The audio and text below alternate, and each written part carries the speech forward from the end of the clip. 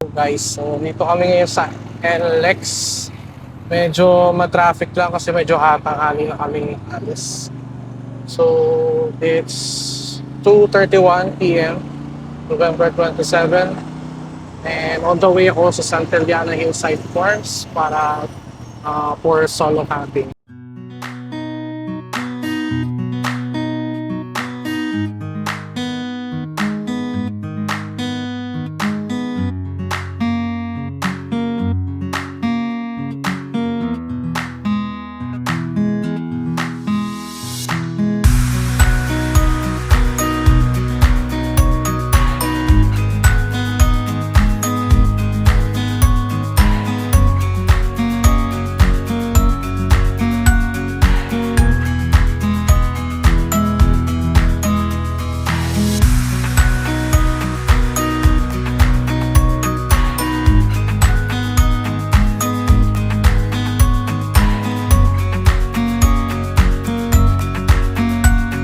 Right, malapit na kami sa exit na San Fernando, Pampanga exit. 1 kilometer away. So, binayahin namin siya around parang 1.5 hour galing sa exit sa Mindanao Ave. Pero hanggang exit lang yun. Sarap dito yung halo-halo eh. Razon Soft Guagua. Yung masarap. Kaya wala nang makapagmaangat dito. Ngayon, ihahatid ko muna to yung girlfriend ko sa Christmas party nila. And then after pagkahatid ko, diretso ako dun sa Santillana Hillside Farms. So, galing doon mga around 30 minutes lang naman yung biyahe. So, ewan ko, sa sasakyan siguro 30 minutes. Pero pag nakamotor, baka mabilis lang. Pinangangamba ko, baka mamaya hindi kasya yung load ng RFID ko. Pero nagpa-load naman ako kanina 500. Pero baka lang din nag-cash. Wow! Yo! So, dito kami sa Fernando de Tonto. Baka po ang cash lane to. Cash lane yan nasa kanan. So dito kami sa left.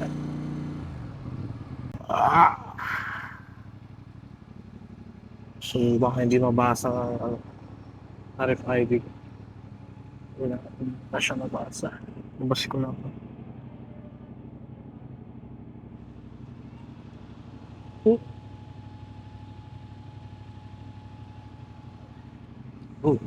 May balance pa ako 154. Pero kailangan ko magpa-load pa ulit. Di bale.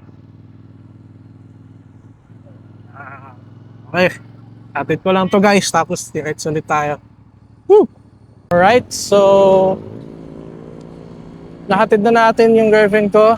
Ano lang Christmas party. And ako naman on the way na sa Santillana Hillside Farms. And bago ako dumating doon, siguro nahanap muna ako ng grocery kasi 2 days tayo doon, parang nakukulangan ako sa stuff na dala. So, at least dapat may dagdag ako.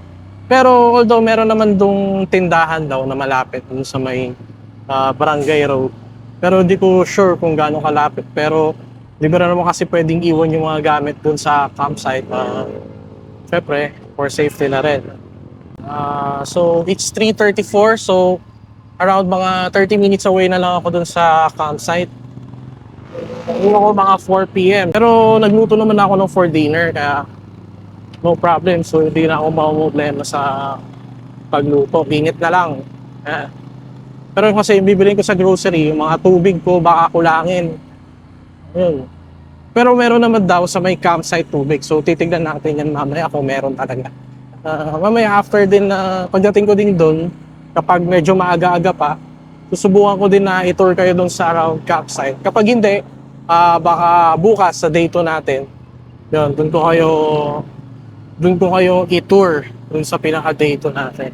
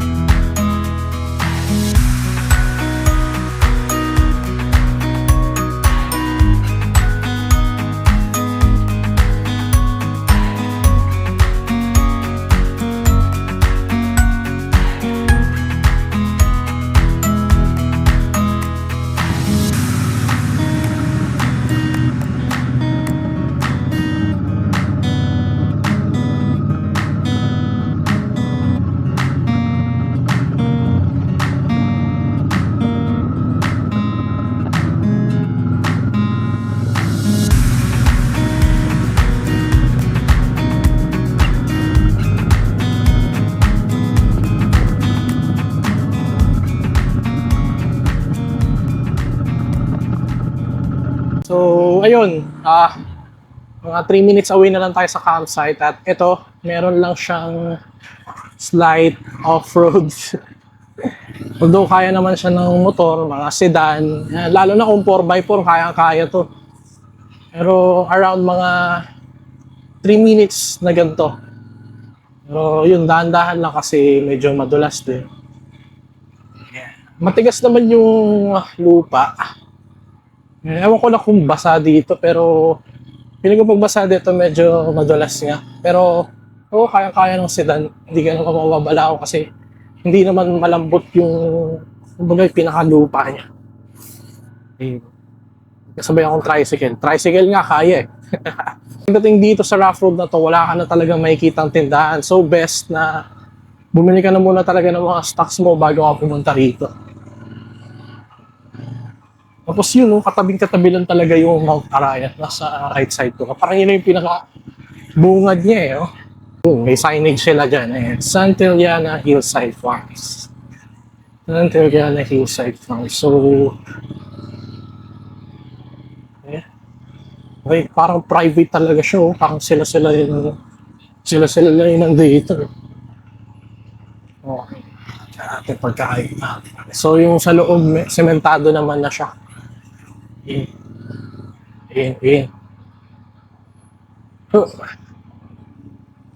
Ayan na ang gate ng Santillana Hillside Farms. Okay, dito na tayo. So, touchdown 4:30 p.m. And so, after neto, reception muna, tapos nagsiset up na tayo ng tent. Okay. So, alright, nandito tayo ngayon sa Santillana. And kabababa ko lang. Halos kararating ko lang. Ngayon, walang tao dito sa reception. So, sabi nila nandun daw sa loob. Ayun yung entrance ng Santillana. Yung mga ATV, nag-ikot-ikot sila. Ito, yung mga stickers. Maglalagay din tayo ng sticker dito. Yawn. Ito yung sticker natin. Lalagay natin siya dito. Yawn.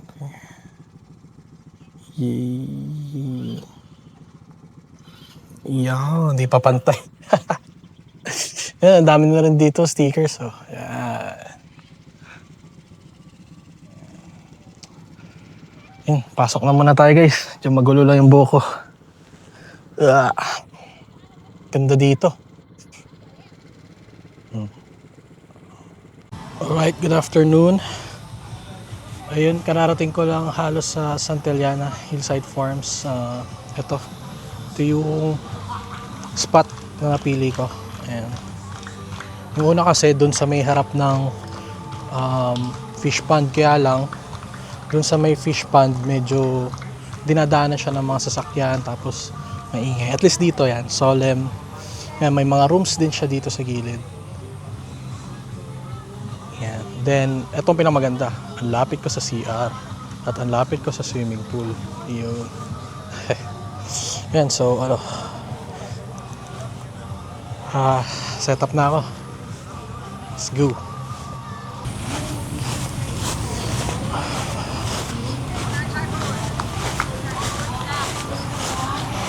Okay, ano muna natin sa setup? First setup, mag-ayos muna ng gamit. Lagyan natin mga abubot sa mga bag para hindi is helmet. Saan natin? Yun. So, tanggal.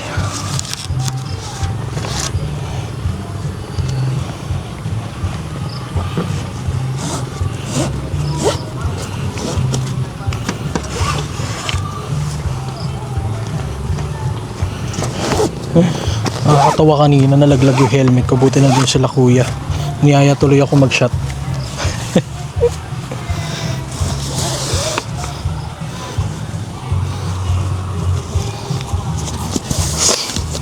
Yan. Tago na.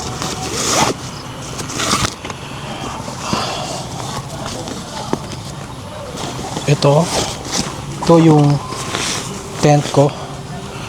Tapos ito yung tarp. Alright. Okay, so mag-isa lang ako ngayon. Hindi ko alam kung mag-struggle ako magbuo. Well, first time ko magbuo ng mag-isa lang ako ng tent. So sana hindi mag-struggle. Okay.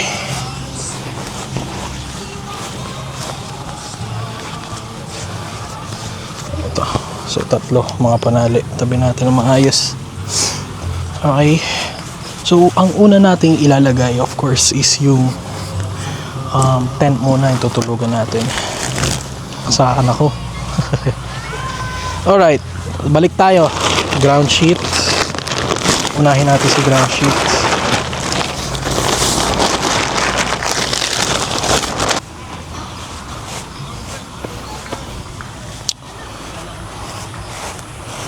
Adjust tayo camera konti. Adjust na tayo camera konti. Dyan.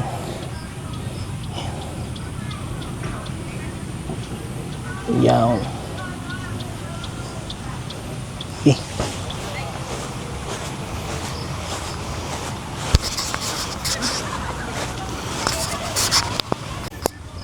Okay, first set up tent.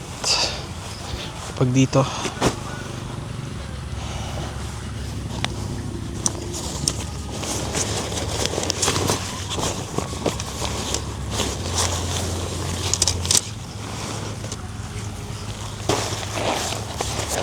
Ito yung pang ibabaw to eh. Ito yung pinaka tent niya. Yun. Ibang huling gamit nito. Hindi tinupin ang maayos. Ay, ako pala.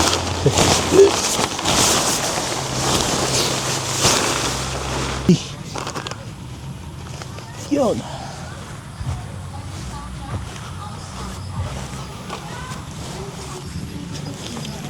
Okay.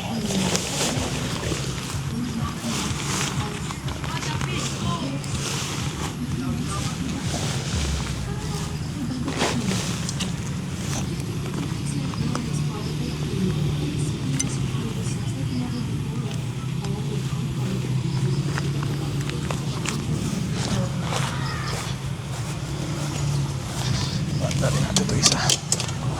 Yun.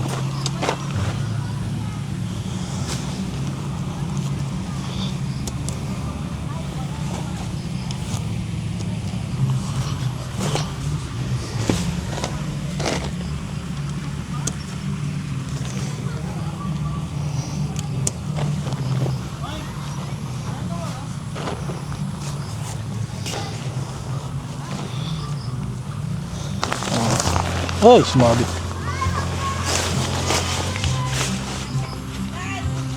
And dito yung pula.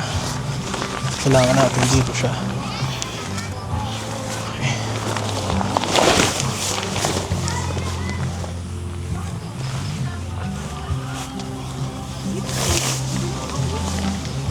So, ito may hook siya dito na green din.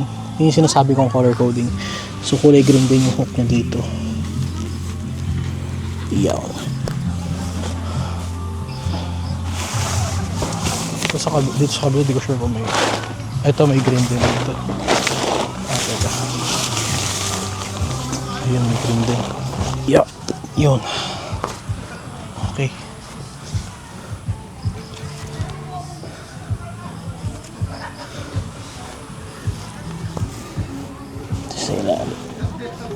Yun. Okay. Tapos tayo. So, next setup natin yung tarp naman.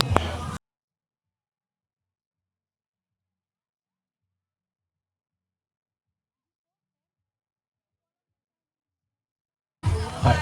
Next setup, tarp. Ay.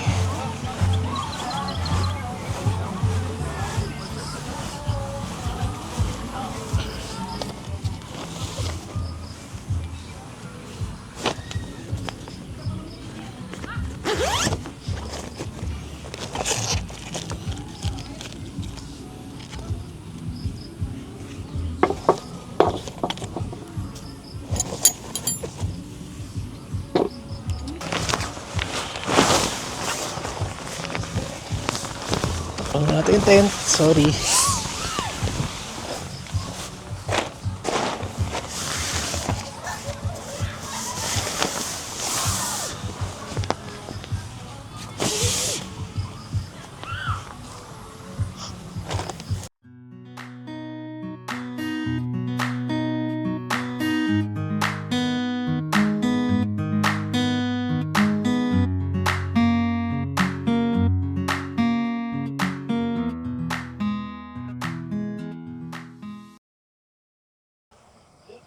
Alright guys, hindi ko na pinakita yung buong setup.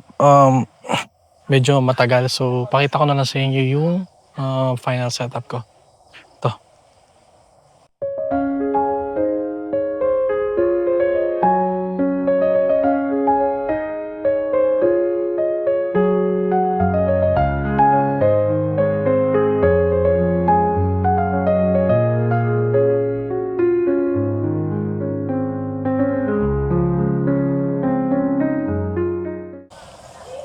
Yun ang setup natin ngayon. Basic setup lang kasi solo camping lang naman ako. And ngayon, nag-iinit na ako ng food ko. Yan. Niluto ko to kanina sa bahay. Nakita nyo ba? Sorry. Yan. Yan yung food ko ngayon. Giniling na baboy. Yan. Tapos after nun, iinitin ko lang kasi nagdala lang din ako ng kanin. Yan. Basic setup. Yes! Nagami na lang ang kotse. Ay, sabi mo ka na nga, Anes. Dito ka na. Yes. Oo. Bakit? Sabi na lang ako. Ha? Sabi na.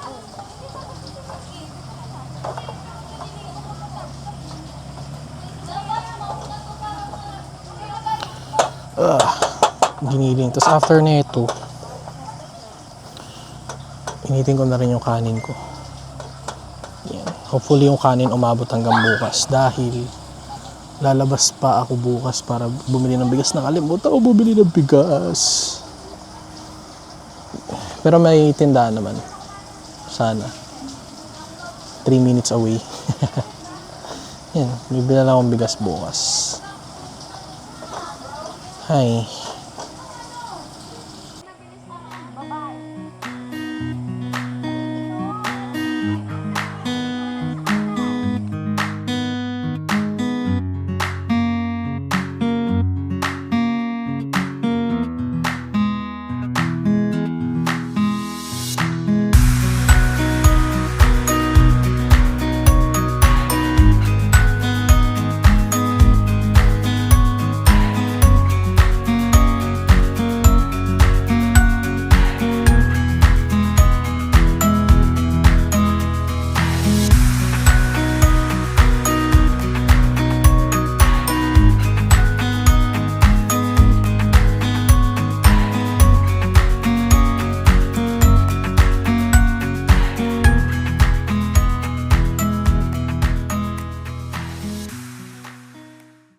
Alright guys, kakatapos ko lang kumain.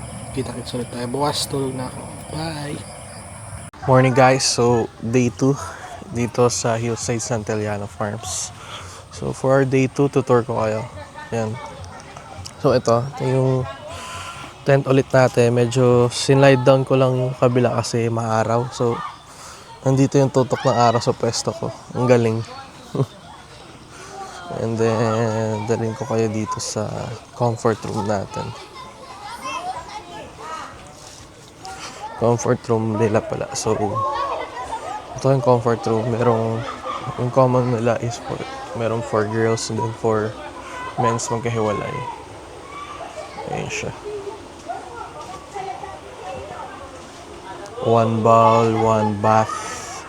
Tapos may, ayan, ihian. For sure, ganun din sa women's. And then dito, yan. Diyan yung mga rooms nila. Yung daming rooms. So yung rooms, lahat yan may aircon, air conditioned. Ayan. Dito may entrance. Ayan, may swimming pool din, kaya 3 pool, 2 kiddie pool. Ayan. Daming swimming pool. Meron ata ngayong youth cup. Maraming bata ngayon. So ito yung mga decks nila. Ayan. Ewan ko kung ano yung nasa doon sa dulo, pero may parking na sasakyan. And then meron din parking sa harap ng room. Ito yung fish pond nila eh. Puntahan na natin.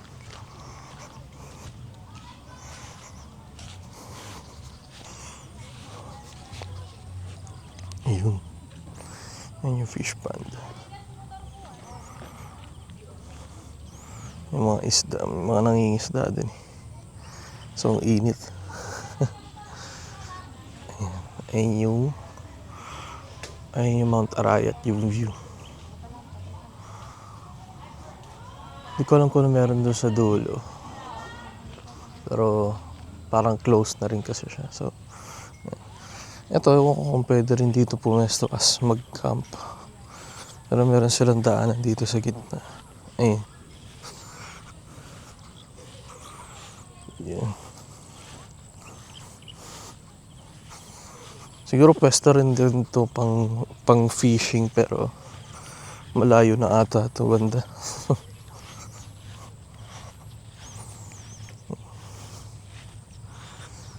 Kung pwede lang dito magpwesto eh. Maganda sana kasi yun yung Mount Arayat to.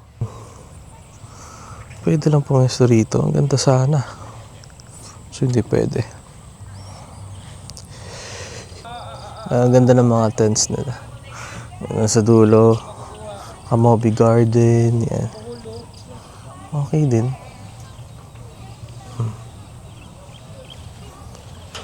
Pero hindi siya yung ordinary na campsite kung saan pagka umaga sobrang lamig ganun. So hindi ka to sa Tanay Rizal. Well anyways kasi hindi naman siya nasa gitna ng bundok. So given naman na yun. So okay naman so far kasi hindi rin siya ganun kalamig, hindi rin siya ganun kaulan. Yun yung advantage dun kasi pag maulan medyo mahirap, hindi naman mahirap, kumbaga mapuputikan yung mga gamit, hirap mag-set up. Yan. Pakita ko na lang din sa inyo yung itsura ng pool nila. Ito yung pool nila. Yan. Hindi rin yung ordinary na parang nakabaon sa lupa. Ito, parang gumamit lang sila ng plastic siya. Yung plastic yung mga katulad ng mga blue na lalagyan na tubig. Tapos running water lang. Buong gabi ata yung tumatakbo eh. Di ko alam saan nanggagaling tubig. Pero mukhang masarap maligo mamaya. And then meron din silang kiddie pool. Ayun, isa. Ito yung swimming pools nila. Isa. Dalawa. Ito yung pangatlo. Then meron silang kiddie pool 3 din. Isa, 2, 3. Ganda yung mga kiddie pools nila. So, hindi pa naman yun yung buong Santillana. Pero, yun lang kasi yung parang pinaka-main na attractions nila dito. Ayan. Maganda rin sa mga rooms kasi kaharap niya rin yung Mount Arayat eh. Ayan. Pero yung pwesto ko, eto dito kasi. Ayan. Tapat ng araw ang galing. Pero mamaya lilis yan sigurado. So ano guys, luto muna ako. Pero bago ako magluto, punta muna akong tindahan. Kasi para may dishwashing liquid ako. Sabi ni Kuya meron daw tindahan doon. Sana meron. So, bye. Hello. Papunta tayo ngayon ng tindahan na sinasabi nila. Oh, may drone. May drone na papalapit sa akin. Ano siya? Neo. Neo 1 ata or Neo 2. Basta Neo yun. Punta tayo sa tindahan na sinasabi nila. Kung part pa rin to ng Santillana. Pero meron dito. Pero bakod naman. Takabakod naman siya.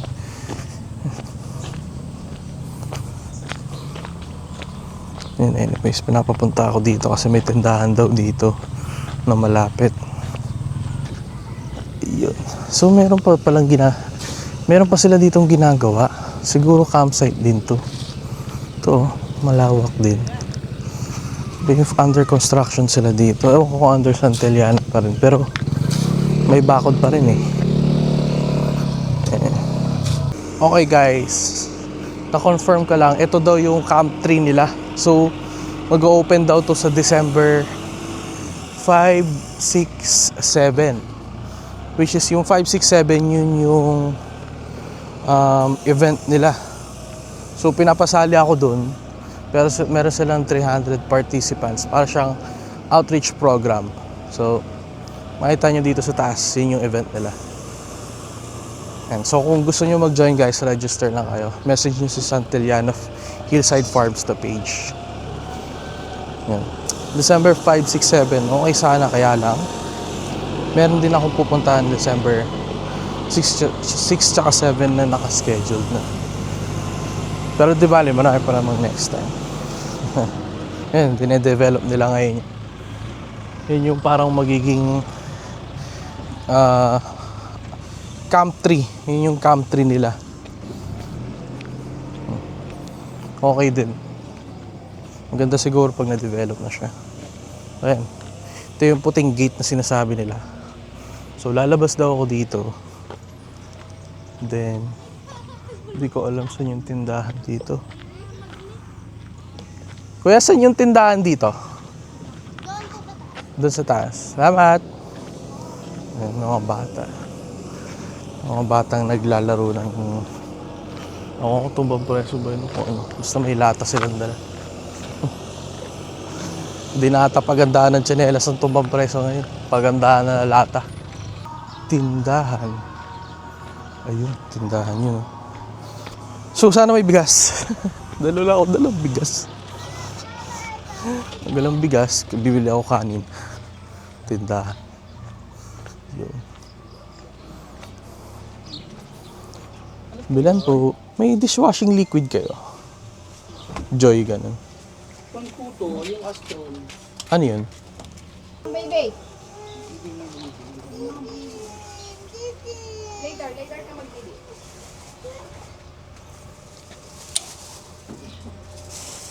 Magkano? So, yun. Wala tayong sponge. Paano tayong maghuhugas? Kalimutan ko yung sponge. Okay. Diskartehan na lang natin maghugas na walang sponge. Kaya naman siguro. Balik na tayo dun sa ating campsite. Kita ulit tayo guys. Balik lang ako sa campsite tapos magluluto na ako ng almusal ko.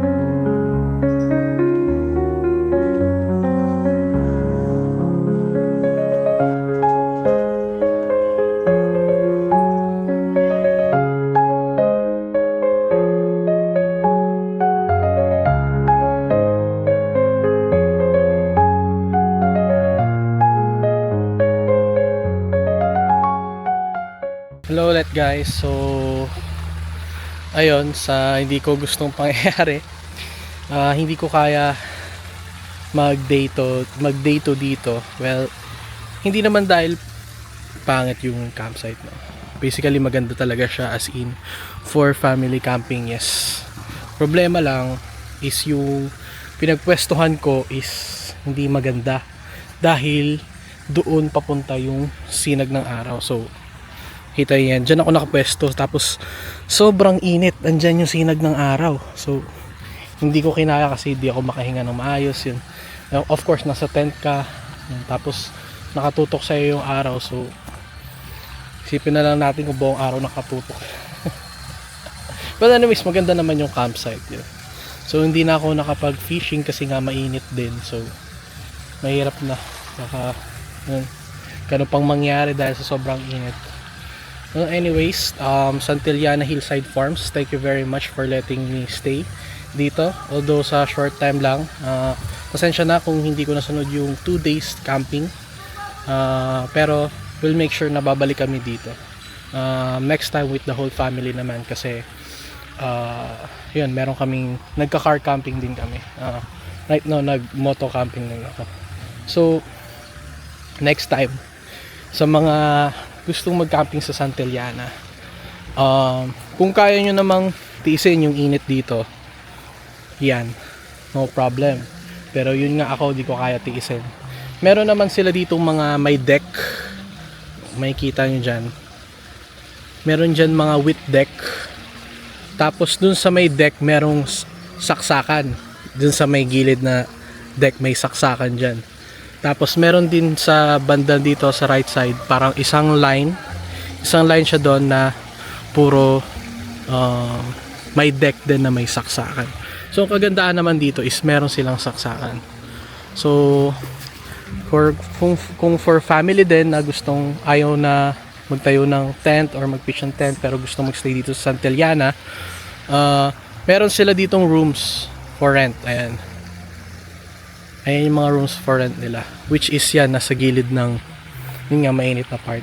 And then sa harap niyan, to, andyan na kagad yung pool. So siguro mga 10 steps away, yan, andyan na kagad yung pool. And then sa gilid ng pool, meron silang restaurant. Yan yung restaurant nila. Tapos kung halimbawang meron kayong, kung gusto nyo mag-room and then tent pitching kayo, so halimbawa sa room is 6 packs lang kayo. Ganun. Sa room 6 packs lang kayo. Tapos more than 6 kayo magka-camping. Tapos gusto niyo mag-tent pitching. So yung excess dun sa 6 persons, yun lang yung babayaran nyo, which is 700 per head yun. Pero overnight naman na yun, na rate. So, yun. Lahat ng decks nila dito is 700 per head ang entrance fee. Tapos free use na rin ng pool, and then meron lang silang payment dun sa may fishing. So bukod sa rent, meron pa silang palang 200 per kilogram kapag nakahuli ka. Yun. Yun. So guys, I hope nag-enjoy kayo sa video natin ngayon. Then thank you very much sa mga nanonood, and I hope magpatuloy kayo manood. So yun guys, thank you. Alis na ako. Ayun, nakapack na yung nakapack na si CLC. So aalis na lang talaga ako. Sensya na hindi ko kinaya, pero yun nga, kapag magto 2 days camping pala, kailangan malapit lang sa inyo, and then malamig yung ambience. Kasi halimbawa mawalan kayo ng battery sa campsite, ganun, or nalobat yung mga fans nyo, hindi na kailangan mag-fan dahil malamig naman. So impake na, good to go. Once again, bye guys.